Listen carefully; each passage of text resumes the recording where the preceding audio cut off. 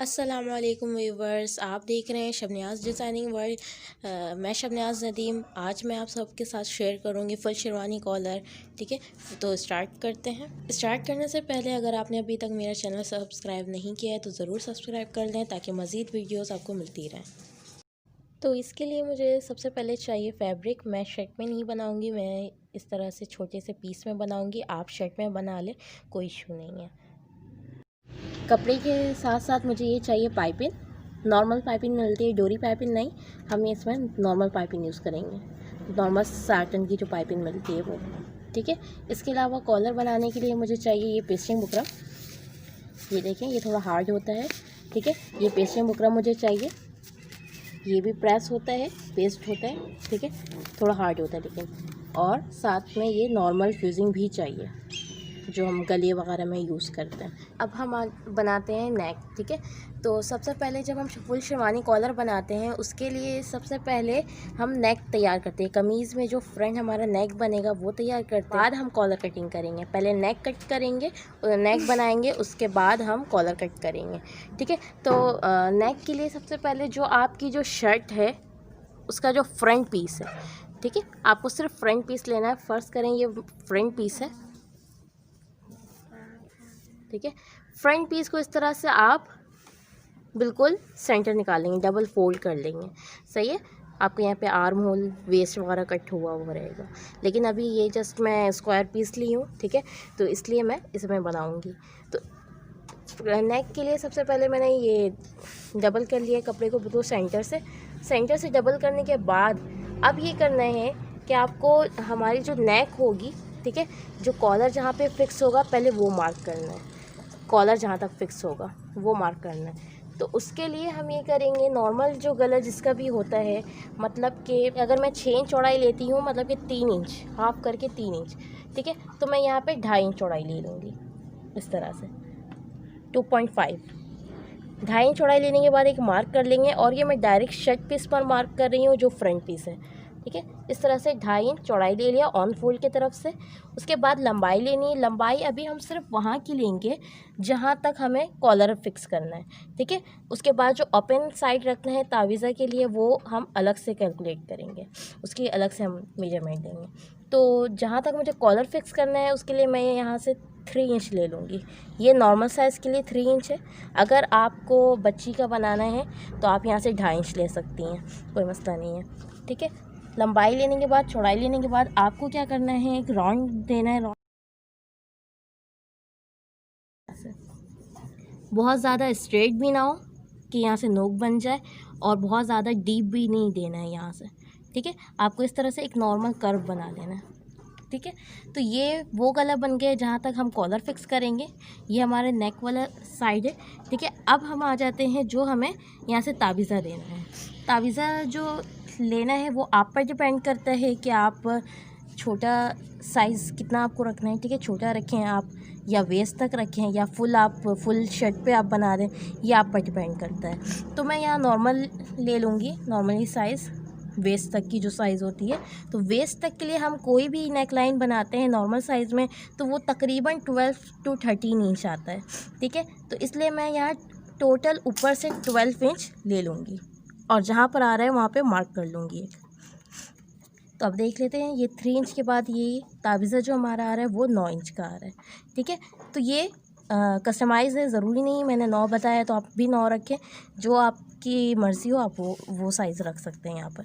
ठीक है, तो इसके लिए हम क्या करेंगे, फ्यूजिंग आप कट करेंगे, लेकिन फ्यूजिंग हमें जो कट करना है वो इस नेक के लिए नहीं करना है।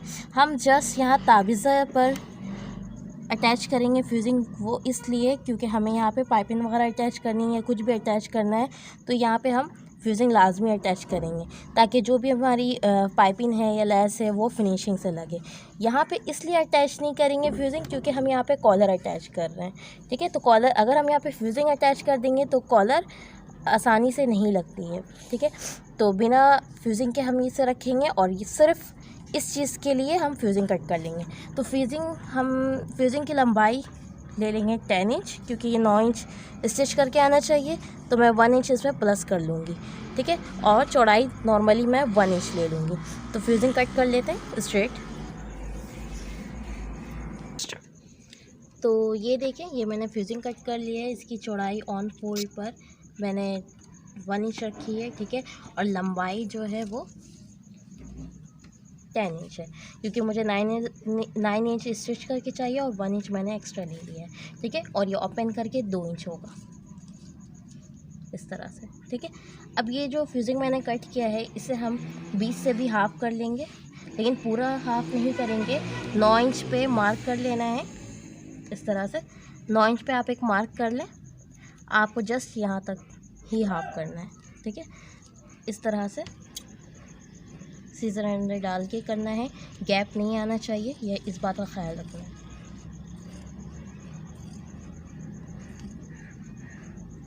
ठीक है। इस मार्क तक हम हाफ कर लेंगे। तो ताबिज़ा के लिए इस तरह से आपको ये देखें, ये फ्यूजिंग कट करना है और इस नेक लाइन में जस्ट हम ये जो हमारा कॉलर वाला साइड था इसे कट कर लेंगे,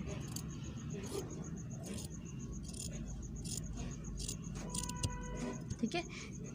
स्ट्रेट अभी नहीं कट करेंगे, जब हम फ्यूजिंग प्रेस कर लेंगे तो ये ताबिज़ा में, तब हम इसे कट करेंगे, ठीक है। तो अब हम ये करेंगे कि सेंटर बैठाने के बाद इस तरह से इस फ्यूजिंग को बिल्कुल इसके सेंटर पर रख कर, ठीक है, इस तरह से प्रेस कर लेंगे बिल्कुल बिना गैप दिए। गैप नहीं देना है, आपको इस बात का ख्याल रखना है। बिल्कुल इस तरह से हम प्रेस कर देंगे, ठीक है। तो प्रेस करते हैं, उसके बाद हम फिर कॉलर अटैच करेंगे।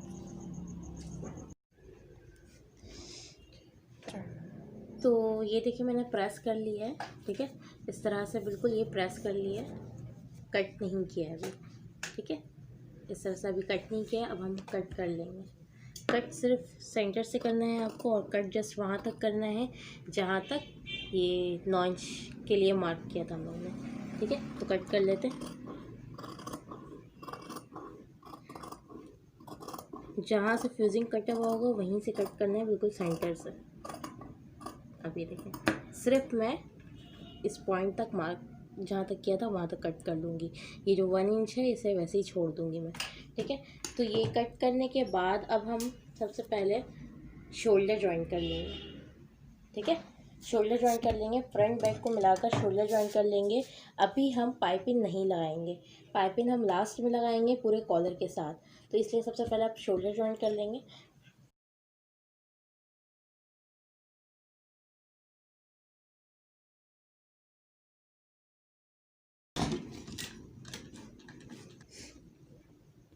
ठीक है, तो ये देखिए शोल्डर जॉइन कर लिया है मैंने, ठीक है। शोल्डर जॉइन करने के बाद अब हमें बैक की जो नेक है वो कट करनी है, लेकिन हम बैक की नेक सिर्फ इतनी ही कट करेंगे जितना हम लोगों ने स्टिच मार्जिन में लिया है, 1/2 इंच लिया है। तो जस्ट ये 1/2 इंच का जो बल आ रहा है वो हम ख़त्म करेंगे। बल कैसे आ रहा है ये देखें, जब इस तरह से हम पलटेंगे तो ये 1/2 इंच एक्स्ट्रा अंदर कपड़ा आ रहा है, ठीक है। तो बस हमें इसे ख़त्म करना है, तो इसे इस तरह से हम ख़त्म करेंगे। ये देखें, इस तरह से दोनों नेक को बराबर करना है।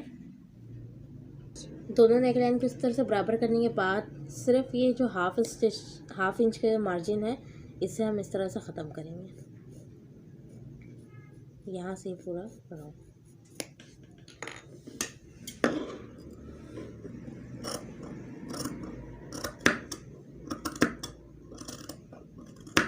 ठीक है। इस तरह से कट करने के बाद सेंटर में भी हम एक कट लगा लेंगे ताकि हम बैक के गले का सेंटर पता कर सकें, ठीक है। अब हमें ये करना है, इतना काम करने के बाद अब हम कॉलर कट करेंगे, ठीक है। कॉलर हम इस टाइम कट करते हैं, कॉलर हम पहले से कट करके नहीं रख सकते। कॉलर जब तक आप शोल्डर जॉइन ना कर लें तब तक हम मेजर नहीं कर सकते, ठीक है। तो इसलिए हम जब तक शोल्डर जॉइन ना कर लें तब तक हम कॉलर नहीं कट कर सकते। शोल्डर जॉइन करने के बाद हम इस गले को इस तरह से नाप सकते हैं जहाँ तक हमें कॉलर बैठाना है, ठीक है। तो शोल्डर जॉइन कर लिया मैंने। अब मैं क्या करूँगी, ये फ्रंट नेक से लेकर ये पूरे बैक नेक तक इस तरह से मैं मेजर करूँगी। जो भी इंच आएगा उसी साइज़ का मैं कॉलर कट करूँगी। तो मेजर कर लेते हैं। इसी तरह से डबल लेना है, कपड़े को रखना है, ठीक है। क्योंकि हम कॉलर भी ऑन फोल्ड पे कट करेंगे तो हमें मेजर भी ऑन फोल्ड पे ही करना है, ज़्यादा बेहतर रहेगा। तो इस तरह से हम बिल्कुल बराबर से जहाँ से कॉलर फिक्स करना है इस तरह से बिल्कुल थोड़ा थोड़ा करके हम मेजर करेंगे। बहुत ज़्यादा इस तरह से मेजर नहीं करना है वरना फिर कॉलर छोटा बड़ा हो जाएगा, क्योंकि इसमें कॉलर थोड़ा सा भी छोटा बड़ा हो तो ख़राब फिनिशिंग आपकी आउट हो जाती है। इस तरह से बिल्कुल हम थोड़ा थोड़ा लेकर मेजर कर लेंगे। बिल्कुल एहतियात से इसमें ये नापना है, थोड़ा सा भी डिसबैलेंस होगा तो फिर वो साइज़ में फ़र्क आ जाएगा।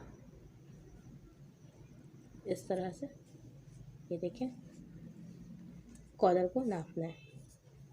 अब ये देखें 7.2 आ रहा है, ठीक है, तो मैं कॉलर भी 7.2 इंच पर कट कर लूँगी। तो कॉलर कट करते हैं। कॉलर के लिए मैंने ये पेस्ट्री बुकरम ले लिया है, ठीक है। पेस्ट्री बुकरम मैं को इस तरह से मैं फोल्ड करूँगी। इस तरह से फोल्ड करने के बाद आपको जो कॉलर की मेरी साइज़ है 7.2 वो मैं देख लूँगी इसमें आ रहा है या नहीं आ रहा है, ठीक है। ये ठीक है 7.2 आ रहा है, उससे ज़्यादा आ रहा है तो कॉलर ड्रॉ करते हैं। कॉलर ड्रॉ करने के लिए सबसे पहले ये करना है आपको कि शाइन वाले हिस्से पर मार्क नहीं करना है, ये ख्याल रखना है। जो बगैर शाइन वाला है इसमें वहाँ पे आप मार्क करेंगे, उस साइड से मार्क करेंगे, ठीक है। तो कॉलर मार्क करने के लिए सबसे पहले आपको ये करना है कि जो भी आपकी कॉलर की साइज़ है वो नाप लेना है, लेकिन ऑन फोल्ड से नापना है, जहाँ पे बंद साइड है उस तरफ से नापना है, ठीक है। तो जो मेरी कॉलर की लंबाई आई थी वो 7.2 आई थी, तो मैं 7.2 पर एक मार्क कर लूँगी, ठीक है। 7.2 इंच पर मैंने एक मार्क कर लिया है। ये थी कॉलर की चौड़ाई। अब कॉलर की लंबाई लेते हैं। कॉलर की जो लंबाई होती है वो 1.2 इंच होती है नॉर्मली, ठीक है, मतलब कि 1.25 इंच, 1.2 इंच। अब ज़रूरी नहीं ये 1.2 इंच ही आप रखें, कुछ डिज़ाइन में हम डिज़ाइन के मुताबिक 1 इंच भी रख रहे होते हैं, क्योंकि उसमें हमें ज़्यादा चौड़ी कॉलर नहीं चाहिए होती है, ठीक है। 1 इंच भी हम ले सकते हैं, इशू नहीं है। और या फिर ये भी करते हैं कि कुछ डिज़ाइन में ऐसा भी होता है कि 1.2 इंच से ज़्यादा भी ले सकते हैं, ठीक है। तो ये बिल्कुल कंफर्म नहीं है, हम डिज़ाइन के मुताबिक चेंजेस कर सकते हैं, ठीक है। लेकिन बस आपको ये ख्याल रखना है जो कॉलर की साइज़ है वो गले में जब फिक्स हो तो बिल्कुल बराबर आए, छोटी बड़ी साइज़ ना हो, ठीक है। अब कॉलर का शेप ड्रॉ कर लेते हैं। कॉलर के शेप के लिए सबसे पहले ये करना है कि आपको बिल्कुल स्ट्रेट कॉलर नहीं ड्रॉ करना है। आप अगर रेडीमेड कॉलर देखें तो वो कुछ इस स्टाइल का होता है, कर्व शेप में इस तरह का होता है, ठीक है। तो हमें भी जो कट करना है वो इसी तरह का करना है, क्योंकि ये कॉलर जो होता है वो ईज़िली गले में बैठता है और फिनिशिंग भी आती है, ठीक है। अगर आप इस तरह से बिल्कुल स्ट्रेट कॉलर कट कर देंगे तो फिर उसमें वो बात नहीं आएगी। तो ये वाला हमें नहीं बनाना है, ये इस स्टाइल में बनाना है, ठीक है।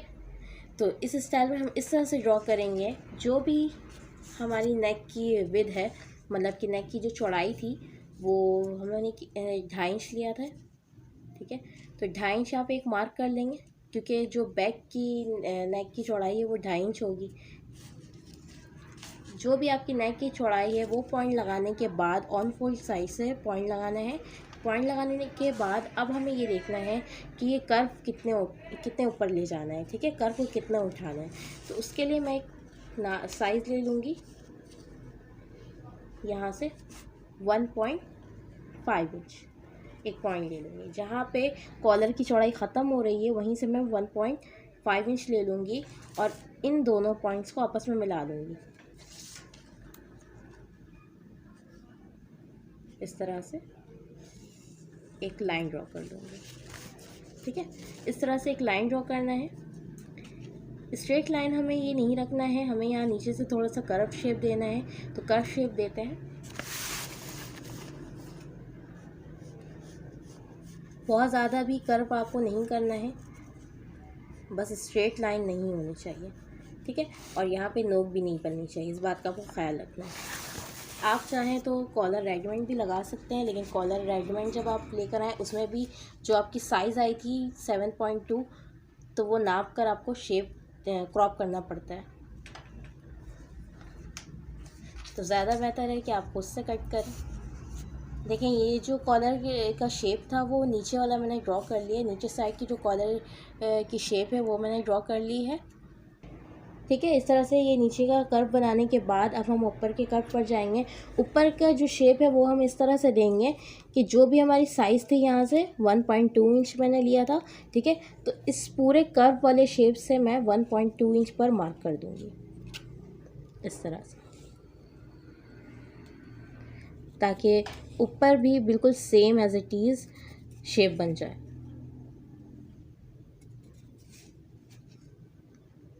कॉलर ड्रॉ करते वक्त आपको इस बात का ख्याल रखना है कि कॉलर का जो शेप है वो बिल्कुल फिनिशिंग से ड्रॉ होना चाहिए और कटिंग भी बिल्कुल फिनिशिंग से होना चाहिए। ठीक है, अब ये देखिए ये शेप बन गया है ऊपर का। अब इसे मैं आपस में मिला लेती हूँ इस पॉइंट को।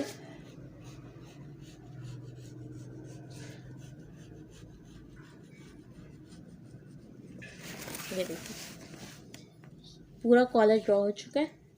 ये वाली लाइन है और एक ये वाली लाइन है। अब हमें ये करना है कि कॉलर के ऊपर की शेप देनी है, मतलब कि कॉलर का नोक। कॉलर जो होता है वो दो डिज़ाइन का होता है। शेरवानी कॉलर जो होता है वो दो डिज़ाइन का होता है। ठीक है, एक होता है कि जो राउंड शेप में आता है इस तरह से, ठीक है, और एक में नोक बन रहा होता है इस तरह से। तो आपकी मर्ज़ी है, आप जिस डिज़ाइन में जो लगाना चाहें आप वो साइज़ वो शेप कट कर लें। ठीक है, तो मैं यहाँ पे फ़िलहाल ये नोक वाली डिज़ाइन दूँगी। तो नोक बनाने के लिए जहाँ जो नीचे वाली साइड है वहाँ से मैं इस तरह से एक लाइन ड्रॉ कर दूँगी। नीचे वाली साइड जितनी भी चौड़ाई थी उससे कम होनी चाहिए ऊपर, बहुत ज़्यादा नहीं, 2 पॉइंट्स का फ़र्क आएगा बस। आप चाहें तो इस तरह से पहले एक स्ट्रेट लाइन ड्रॉ कर लें, उसके बाद ये ऊपर वाले साइड से आप 2-3 पॉइंट्स अंदर आ जाएं और एक लाइन ड्रॉ कर लें। ठीक है, तो ये प्रॉपर एक शेप ड्रॉ हो चुका है ये कॉलर का। हम जो कटिंग करेंगे वो यहाँ से करेंगे, ये ऊपर वाला शेप इस तरह से, फिर ये जो तिरछा शेप है ये, और फिर ये जो नीचे वाला कर्व है ये पूरा कट कर लेते हैं।